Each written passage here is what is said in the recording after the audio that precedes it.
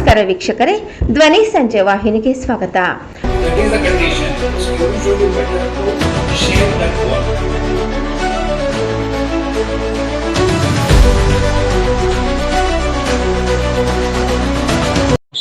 ಇವತ್ತಿನ ಒಂದು ಕಾರ್ಯಕ್ರಮ ವಿಶೇಷವಾಗಿ ಪಾದ ಅಂದರೆ ಮಧುಮೇಹದಿಂದ ಪಾದದಿಂದ ದುಷ್ಪರಿಣಾಮಗಳು ಕಾಲು ಬಹಳಷ್ಟು ಒಂದು ಒಳ್ಳೆ ಮಹತ್ವವಾಗಿರ್ತಕ್ಕಂಥ ವಿಚಾರ ಸಿಗುತ್ತೆ. ತಾವೇನು ಹೇಳ್ತೀವಿ? ನನ್ನ ಹೆಸರು ಡಾಕ್ಟರ್ ಶಿವಕುಮಾರ್ ಅಂತ. ನಾನು ವಿಕ್ಟೋರಿಯಾ ಹಾಸ್ಪಿಟಲಲ್ಲಿ ಕ್ಯಾಶುಯಾಲಿಟಿ ಮೆಡಿಕಲ್ ಆಫೀಸರು ಮತ್ತು ಪೋಡಿಯಾಟ್ರಿ ಅಂದರೆ ಪಾದದ ಹುಣ್ಣುಗಳು ಮತ್ತು ಗಾಯಗಳನ್ನು ರಕ್ಷಣೆ ಮಾಡುವಂಥ ಒಂದು ವಿಶೇಷವಾದ ಒಂದು ವಿಭಾಗದಲ್ಲಿ ನಾನು ವಿಶೇಷವಾಗಿ ಕೆಲಸ ಮಾಡ್ತಾ ಇದ್ದೀನಿ. ಜೊತೆಗೆ ಮಧುಮೇಹದಿಂದ ಪಾದಗಳು ಹುಣ್ಣಾಗ್ತದೆ, ಅದನ್ನು ಹೇಗೆ ತಡೆಗಟ್ಟುವುದು. ಮಧುಮೇಹದ ಪಾದದ ಹುಣ್ಣುಗಳು ಏನಾಗುತ್ತೆ ಅಂದರೆ ಒಂದು 10-15 ವರ್ಷ ಆದಮೇಲೆ ಶುಗರ್ ಬಂದು ಹುಣ್ಣಾಗುತ್ತೆ. ಹುಣ್ಣು 5 ವರ್ಷದಲ್ಲಿ ದೊಡ್ಡ ಗ್ಯಾಂಗ್ರೀನ್ ಆಗಿ ಕಾಲು ತೆಗಿಬೇಕು ಅಂತ ಒಂದು ನಾರ್ಮಲ್ ರೊಟೀನ್ ಥರ ಆಗಿದೆ. ಅದನ್ನು ನಾವು ನಿಲ್ಲಿಸ್ಬೇಕು, ಅದನ್ನು ಕಾಲನ್ನ ತೆಗಿಯೋದನ್ನು ನಿಲ್ಲಿಸ್ಬೇಕು. ಅದಕ್ಕೋಸ್ಕರ IPA, ಐ ಪ್ರಿವೆಂಟ್ ಆಂಪುಟೇಷನ್, ನಾವು ಪಾದಗಳನ್ನು ಅಂಗಛೇದನ ಮಾಡುವುದನ್ನು ನಿಲ್ಲಿಸುವುದೇ ಈ ಕಾರ್ಯಕ್ರಮದ ಉದ್ದೇಶ. ಜೊತೆಗೆ ಯಾಕೆ ಇದಕ್ಕೆ ಅತ್ಯಂತ ಮಹತ್ವ ಯಾವುದು ಅಂತಂದರೆ, ಇಂಡಿಯಾ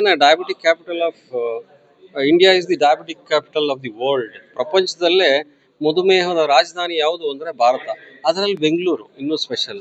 ಸೊ 20 ಸೆಕೆಂಡ್ಗೆ ಒಂದು ಕಾಲು ತೆಗಿತೀವಿ ಅಂದರೆ ಒಂದು ದಿನಕ್ಕೆ ಎಷ್ಟಾಯಿತು? 5,000.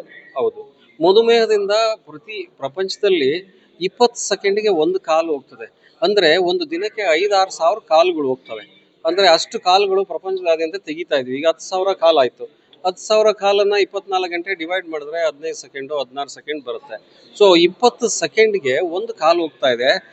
ಇಂಡಿಯಾದಲ್ಲಿ ಇನ್ನೂ ಕಡಿಮೆ ಇದೆ, ಬೆಂಗಳೂರಿನಲ್ಲಿ ಇನ್ನೂ ಕಡಿಮೆ ಸಮಯದಲ್ಲಿ ಹೆಚ್ಚು ಕಾಲುಗಳು ಹೋಗ್ತಾ ಇದೆ. ಅದಕ್ಕೆ ನಾವು ಏನು ಮಾಡಬೇಕು? ನಾವು I prevent amputation, so IPA ಜೊತೆಗೆ ಒಂದು ವಿಶ್ವ ಆರೋಗ್ಯ ಸಂಸ್ಥೆ ಒಂದು ಮೂಲ ಉದ್ದೇಶದಲ್ಲಿ ಏನು ಹೇಳುತ್ತೆ ಅಂದರೆ 2047 2047ಕ್ಕೆ ಯಾವ್ಯಾವ ಈ ಡಯಾಬಿಟಿಕ್ ಫೂಟಿಂದ ಆಗುವಂಥ ಈ ಅಂಗಛೇದನ, ಕಾಲು ತೆಗೆಯೋದು, ಬೆರಳು ತೆಗೆಯೋದು ಅಥವಾ ಆಂಪುಟೇಷನನ್ನು ತಡೆಗಟ್ಟಬೇಕು ಅಂತ ಒಂದು ಧ್ಯೇಯ ಇದೆ. ಆ ಧ್ಯೇಯದ ಅನುಸಾರವಾಗಿ ನಮ್ಮ ಡಾಕ್ಟರ್ APS ಸೂರಿ ಅಂತ ಇದ್ದಾರೆ. ಅವರು ಡಾಕ್ಟ್ರು US ಅಲ್ಲಿ ಕೆಲಸ ಮಾಡ್ತಾಯಿದ್ರು. US ಅಲ್ಲಿ ಕಲ್ತ್ಕೊಂಡು ಬಂದು 2009ರಲ್ಲೇ ಇಂಡಿಯನ್ ಪೋಡಿಯಾಟ್ರಿ ಅಸೋಸಿಯೇಷನ್ ಅಂತ ಒಂದು ಸಂಸ್ಥೆ ಕಟ್ಟಿ, ಆ ಸಂಸ್ಥೆ ಇದು 23 ಬ್ರಾಂಚ್, ಒಂದು ಚಾಪ್ಟರ್. ಇವತ್ತು ಏನಂತಂದರೆ ಕರ್ನಾಟಕದ ಒಂದು ಚಾಪ್ಟರ್, ನ್ಯೂ ಚಾಪ್ಟರನ್ನು ನಾವು ಉದ್ಘಾಟನೆ ಮಾಡಿದ್ದೀವಿ. ಈ ಚಾಪ್ಟ್ರಲ್ಲಿ ಏನಂತಂದರೆ ಬೇರೆ ಬೇರೆ ಪ್ರತಿ ರಾಜ್ಯದಲ್ಲೂ ಒಂದೊಂದು ಚಾಪ್ಟರ್ ಇದೆ. ಫಾರ್ ಎಕ್ಸಾಂಪಲ್ ತಮಿಳುನಾಡು, ಕೇರಳ, ಇವತ್ತು ನಮ್ಮದು ಕರ್ನಾಟಕ, IPA ಕರ್ನಾಟಕ ಚಾಪ್ಟರ್ ಅಂತ. ಈ ಚಾಪ್ಟ್ರ್ ಉದ್ದೇಶ ಏನು ಅಂದರೆ, ಯಾವ್ಯಾವ ರೀತಿ ನಾವು ಕಾಲುಗಳನ್ನು ತೆಗೆಯೋದನ್ನು ನಿಲ್ಸಕ್ಕೆ ಸಾಧ್ಯವಾಗುತ್ತೆ. ಜೊತೆಗೆ ಈ ಕಾಲುಗಳು ತೆಗೆಯೋದು ಯಾಕೆ ಅಂದರೆ ಮಧುಮೇಹದ ಹುಣ್ಣು, ಗಾಯ, ಅಲ್ಸರಿಂದ ಅಥವಾ ಗ್ಯಾಂಗ್ರೀನಿಂದ ತೆಗಿತಾ ಇದ್ದೀವಿ. ಅದನ್ನು ತಡೆಗಟ್ಟುವುದು ಹೇಗೆ ಅಂತ. ಸೊ ಒಂದು ಗ್ಯಾಂಗ್ರೀನ್ ಆಗಿದೆ, ಅದಕ್ಕೆ ಹೇಗೆ ಆಪರೇಷನ್ ಮಾಡಬೇಕು, ಹೇಗೆ ಕಾಲು ತೆಗೆಯೋದು ಅನ್ನೋದ್ರ ಬಗ್ಗೆ, ಅದಕ್ಕಿಂತ ಹೆಚ್ಚಾಗಿ ನಾವು ಆ ಕಾಲು ತೆಗೆಯದೇ ಇರೋದನ್ನು ಏನು ಮಾಡೋದು ಅನ್ನೋ ಒಂದು ವಿಚಾರ ಸಂಕಿರಣ ಮಾಡಿಕೊಂಡು ಅದನ್ನು ಇಂಟರ್ನ್ಯಾಷನಲ್ ಕಾನ್ಫರೆನ್ಸ್ ಆಗಿದೆ. ಜೊತೆಗೆ ಈ conference IPA Indian I prevent amputation 2022 ಏನಿದೆ, ಅದು ನಾವು ಒಂದು ವಿಶ್ವ ದಾಖಲೆಗೂ ಕೂಡ, ಗಿನ್ನಿಸ್ ರೆಕಾರ್ಡಿಗೂ ಕೂಡ ಅಪ್ಲೈ ಮಾಡಿದ್ದೀವಿ. ಯಾಕೆ ಅಂದರೆ ಇದು ಈ ಬ್ಯಾಂಗ್ಳೂರಿನಲ್ಲಿ, ಕರ್ನಾಟಕದಲ್ಲಿ ಮೊದಲನೇ ಬಾರಿಗೆ ಅಂತಾರಾಷ್ಟ್ರೀಯ ಮಟ್ಟದ ಒಂದು ಸಮ್ಮೇಳನ ಇದಾಗಿರುತ್ತೆ. ಅದ್ರ ಜೊತೆಗೆ ಇಂಡಿಯನ್ ಪೋಡಿಯಾಟ್ರಿ ಅಸೋಸಿಯೇಷನ್, ಈ ಭಾರತೀಯ ಮಧುಮೇಹ ಪಾದಗಳಿಂದ ಉಂಟಾಗುವ ಗಾಯಗಳನ್ನು ತಡೆಯುವಂಥ ಈ ಸಂಸ್ಥೆ ಏನಿದೆ, ಸೊ ಆ ಸಂಸ್ಥೆ ಭಾರತದಲ್ಲೇ ಅತಿ ಹೆಚ್ಚು ಈ ಕಾಲುಗಳ ಅಂಗಛೇದನ ಏನು ಮಾಡ್ತೀವಿ ಅದನ್ನು ತಡೆದಿದೆ. ಇವೆರಡು ಪಾಯಿಂಟ್ಸು ಅಥವಾ ಈ ಎರಡು ಅಂಶಗಳ ಮೇಲೆ ನಾವು ಗಿನ್ನಿಸ್ ರೆಕಾರ್ಡ್ಗೆ ಕೂಡ ಅಪ್ಲೈ ಮಾಡಿದ್ದೀವಿ. ನಾವು ಈಗಾಗಲೇ ಅಟೆಂಪ್ಟ್ ಸರ್ಟಿಫಿಕೇಟನ್ನು ಕೂಡ ನಾವು ಪಡೆದಿದ್ದೀವಿ. ಇನ್ನೊಂದು 25-30 ದಿನಗಳಲ್ಲಿ ಈ ಎಲ್ಲ ರೀತಿಯ ಸವಿಸ್ತರವಾದ ವಿವರಗಳನ್ನು ನೀಡಿ ನಾವು ಒಂದು ಗಿನ್ನಿಸ್ ರೆಕಾರ್ಡ್ ಮಾಡೋದ್ರಲ್ಲಿದ್ದೀವಿ.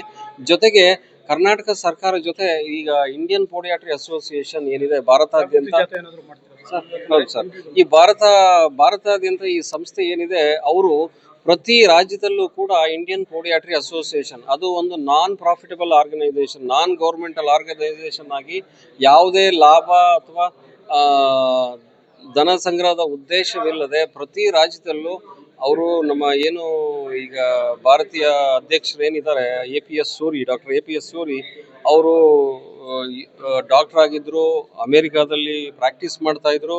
ಆದ್ರೂ 10-20 ವರ್ಷಗಳ ಹಿಂದೆ ಉಳಿದಿದ್ದೀವಿ ಅಂತ ಆ ಉದ್ದೇಶದಿಂದ ನಮ್ಮ ದೇಶಕ್ಕೆ ಬಂದು ನಮ್ಮ ದೇಶದಲ್ಲೇ ಆಲ್ರೆಡಿ 23 ಬ್ರಾಂಚ್ಗಳನ್ನ ಒಬ್ಬ ವ್ಯಕ್ತಿಯೇ ಸ್ಥಾಪನೆ ಮಾಡಿದ್ದಾರೆ. ಯಾವುದೇ ಸಂಸ್ಥೆ ಆಗಲಿ ಸರ್ಕಾರಗಳದ ಯಾವುದೇ ಏನೂ ತಗೊಳ್ದೇನೆ ಅವರು ಸ್ಥಾಪನೆ ಮಾಡಿದ್ದಾರೆ.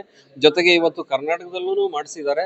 ಈ ಕರ್ನಾಟಕದಲ್ಲಿ ಪ್ರತಿ ರಾಜ್ಯದಲ್ಲಿ ಆ ರಾಜ್ಯದ ಹೆಸರು ಜೊತೆ ನಾವು ನಡೆ ಕರ್ನಾಟಕ, ನವ ಕರ್ನಾಟಕ ಅಥವಾ ವಾಕ್ ಕರ್ನಾಟಕ ಅಂತ ಒಂದು ದೇವದೋಷ ಪ್ರೋಗ್ರಾಮ್ ಇದೆ.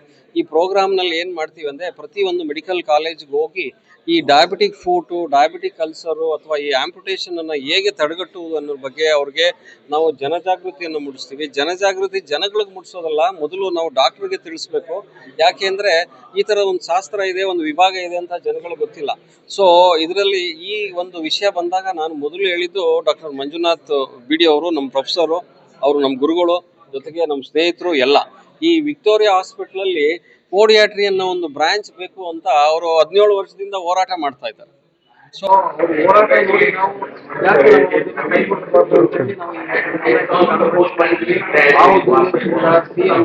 ಮೆಡಿಕಲ್ ಎಜುಕೇಶನ್ ಇತ್ತು, ಹೆಲ್ತ್ ಇತ್ತು, ಭಗವಾನ್ ಎಲ್ಲರೂ ಡಾಕ್ಟರ್ ಮಂಜುನಾಥ್ ಬಿಡಿ, professor of surgery, department of general surgery, Victoria ಆಸ್ಪತ್ರೆ, Bangalore medical college and research institute. ನಮ್ಮ ಆಸ್ಪತ್ರೆ ಮತ್ತು ಕಾಲೇಜಿನಲ್ಲಿ ಇಂದು ನಾವು ಒಂದು ಡಯಾಬಿಟಿಕ್ ಫುಟ್ ಕೇರ್ ಮತ್ತು ಐ ಪ್ರಿವೆಂಟ್ ಆಂಪುಟೇಷನ್ ಅನ್ನೋ ಒಂದು ಕಾನ್ಫರೆನ್ಸ್ನ ಇಲ್ಲಿ ಆರ್ಗನೈಸ್ ಮಾಡಿದ್ದೀವಿ. ಮಾನ್ಯ ನಮ್ಮ ಜನಮೆಚ್ಚಿದ ಮುಖ್ಯಮಂತ್ರಿಗಳು ಬರಬೇಕಾಗಿತ್ತು, ಅವರು ಕಾರಣಾಂತರಗಳಿಂದ ಬರಲಿಕ್ಕಾಗಲಿಲ್ಲ. ಆದರೆ ಬೇರೆ ಗಣ್ಯರು ಬಂದಿದ್ದರು. ಮಾನ್ಯ ಸೆಕ್ರೆಟ್ರಿ ಮೋಸಿನ್ ಸರ್ ಅವರು ಬಂದಿದ್ದರು. ನಮ್ಮ ಕಾಲೇಜಿನ ಆಡಳಿತದಲ್ಲಿರುವಂಥದ್ದು ಎಲ್ಲ ನಮ್ಮ ಪ್ರಿನ್ಸಿಪಲ್ ಮೇಡಮ್ ಬಂದಿದ್ದರು. ನಮ್ಮ ವಿಭಾಗದ ಮುಖ್ಯಸ್ಥರಾದಂಥ ಡಾಕ್ಟರ್ ನೂರುಲ್ ಹಸನ್ ಅವರಿದ್ದಾರೆ ಇಲ್ಲಿ. ಸೊ ಈ ಕಾನ್ಫರೆನ್ಸು ಏನಕ್ಕೆ ನಡೀತಾ ಇದೆ ಅಂತಂದರೆ, ಮುಖ್ಯವಾಗಿ ನಮಗೆಲ್ಲರಿಗೂ ಗೊತ್ತು, ಭಾರತದಲ್ಲಿ ಡಯಾಬಿಟಿಸ್, ಸಕ್ಕರೆ ಕಾಯಿಲೆ ಕಾಮನ್ ಆಗಿ ಹೇಳ್ಬೇಕು ಅಂತಂದರೆ, ಇದು ಸಕ್ಕರೆ ಕಾಯಿಲೆ ಭಾಳ ಕಾಮನ್ನು ಎಲ್ಲ ಅಂತಂದರೆ almost 20%, 20% of the people are affected by diabetes. ಒಂದಲ್ಲ ಒಂದು ರೀತಿಯಲ್ಲಿ ಎಫೆಕ್ಟ್ ಆಗೇ ಆಗುತ್ತೆ. ಡಯಾಬಿಟಿಸ್ ಅಂತಂದರೆ ಬರೀ ರಕ್ತದಲ್ಲಿ ಹೆಚ್ಚು ಸಕ್ಕರೆ ಅಂಶ ಜಾಸ್ತಿ ಆಗಿರೋದ್ರಿಂದ ನಮ್ಮ ಇಡೀ ದೇಹನ ಅದು ಆವರಿಸ್ಕೊಳ್ಳುತ್ತೆ. ಅದರಲ್ಲಿ ಒಂದು ಮುಖ್ಯವಾದ ಭಾಗ ಅಂತಂದರೆ ನಮ್ಮ ಕಾಲುಗಳು. ಅದು ಡಯಾಬಿಟಿಸ್ ಅಫೆಕ್ಟ್ ಮಾಡೋ ಅಂಥದ್ದು ನಮ್ಮ ಕಣ್ಗಳು ಅಫೆಕ್ಟ್ ಮಾಡುತ್ತೆ, ಕಿಡ್ನಿ ಅಫೆಕ್ಟ್ ಮಾಡುತ್ತೆ, ಎಲ್ಲ ದೇಹದ ಭಾಗಗಳಿಗೂ ಅಫೆಕ್ಟ್ ಮಾಡುತ್ತೆ. ಈಗ ನಮ್ಮ ಆಸ್ಪತ್ರೆಯಲ್ಲಿ ಈ ಕಾನ್ಫರೆನ್ಸ್ ನಮ್ಮ ಉದ್ದೇಶ ಏನು ಅಂತಂದರೆ, ಡಯಾಬಿಟಿಸಿಂದ ಕಾಲಿಗೆ ಆಗುವಂಥ ತೊಂದರೆ, ಅದರಲ್ಲಿ ಮೇಯ್ನ್ ಆಗಿ ಅಲ್ಸರ್ ಅಂತ ಹೇಳ್ತೀವಿ ನಾವು.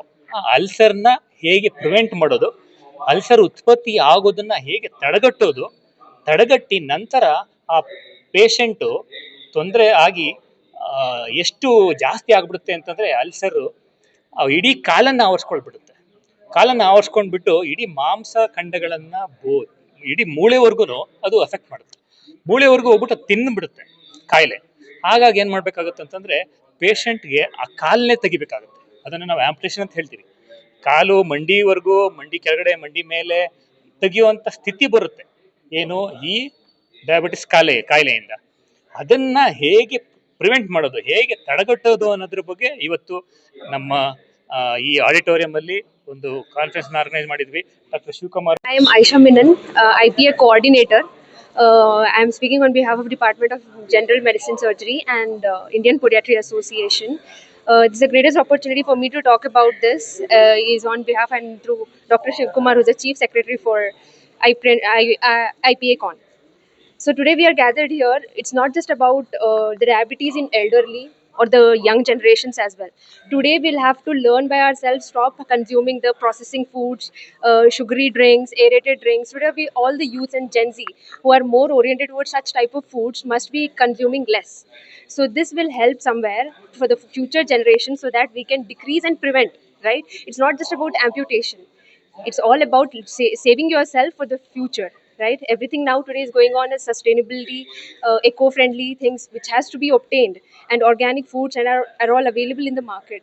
The economy is surely working. The government of Karnataka, be it Karnataka and India, we having an agricultural economy, we will have to prevent amputations, and this is why this Indian Podiatry Association under the founder APS Suri has been began, and we are really privileged to be in this conference. This Indian Podiatry Association slowly started from one place and is spread across 22 to 23 states. And we are now starting with the different states chapters, be it from Karnataka, there is already in Odisha, Delhi, and all over India. So, yes, this is about IPACon today.